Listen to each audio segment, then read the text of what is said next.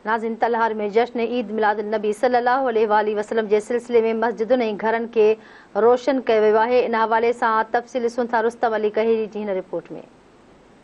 हाँ जी बिल्कुलु नाज़रीन, जश्न ईद मिलादुल नबी सल्लल्लाहु अलैहि वसल्लम 12 रबीउल अव्वल वेझो ईंदे ई तलहार शहर में आशिकाने रसूल पारां तयारियूं तेज़ थी वियूं आहिनि।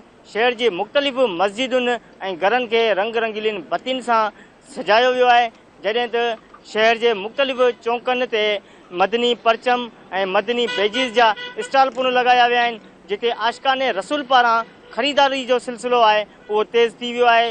जॾहिं त अचो त असां अॼु इन मौक़े ते हितां जे शहरीन ऐं आशिकाने रसूल सां ॻाल्हि ॿोल कयूं त उहे हिन साल 12 रबीउल अव्वल जो ॾींहुं कीअं मल्हाईंदा। तलहार शहर में अल्हम्दुलिल्लाह सुम अल्हम्दुलिल्लाह पहिरीं खां बि हिन दफ़े वधीक जोशो ख़रोश आहे ऐं तयारियूं अल्हम्दुलिल्लाह तव्हां ॾिसो पिया ही बेजिस वग़ैरह स्टॉल लॻा पिया आहिनि, ख़रीदारियूं वग़ैरह हलनि पियूं। निसार तेरी चहल पहल पर हज़ारों ईदें रबीउल अव्वल सिवाय इबलीस के जहां में सभी तो खुशियां मना रहे हैं। अल्हम्दुलिल्लाह हिन साल भी जश्न ईद मिलादुन नबी सल्लल्लाहु अलैहि वसल्लम जी तयारियूं वॾे जोश ऐं जुलूस सां जारी सारी आहिनि ऐं इंशाअल्लाह 12 रबीउल अव्वल जे ॾींहुं जश्न ईद मिलादुन नबी सल्लल्लाहु अलैहि वसल्लम जो मरकज़ी जुलूस वॾी अक़ीदत ऐं एहतराम सां मल्हायो वेंदो। 12 रबीउल अव्वल ते उहा शानदार तरीक़े सां मोहब्बत ऐं अक़ीदत सां मज़हबी दीनी जोश ऐं जज़्बे सां ऐं पुरअमन तरीक़े सां मल्हाई वेंदी। अल्लाह फज़ल करम सां मीलाद शरीफ़ असीं घटि में घटि 30-35 साल थिया मिलादार आहियूं।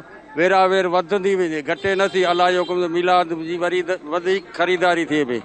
माण्हुनि जी महांगाई कंध भञे छॾियो, न त मिलाद जो अल्लाह साईं जे हुकुम सां मिलाद इलाही तमामु सुठे नमूने सां झंडा बैनर बेज का माना तमामु सुठा हलंदा आहिनि। अल्लाह जे हुकुम से वेरावेर वधे पई अल्लाह जे हुकुम से। सम्झ ईद मिलादुन जे नबी जे हवाले सां हीउ प्रोग्राम कयो आहे, तयारियूं करे रहिया आहियूं, जंहिंमें पंहिंजा घर सिंगारिया आहिनि झंडनि सां बत्तियुनि सां ऐं पंहिंजो पाड़ो सिंगारियो आहे, लाइटिंग कई आहे। आहियां मज़बूत कोशिश में लॻा पिया आहियूं। इंशाअल्लाह 12 रबीउल अव्वल जीअं ईंदी इंशाअल्लाह आहियां भरपूर नमूने सां असीं जश्न ईद मिलादुन नबी मल्हाईंदासीं।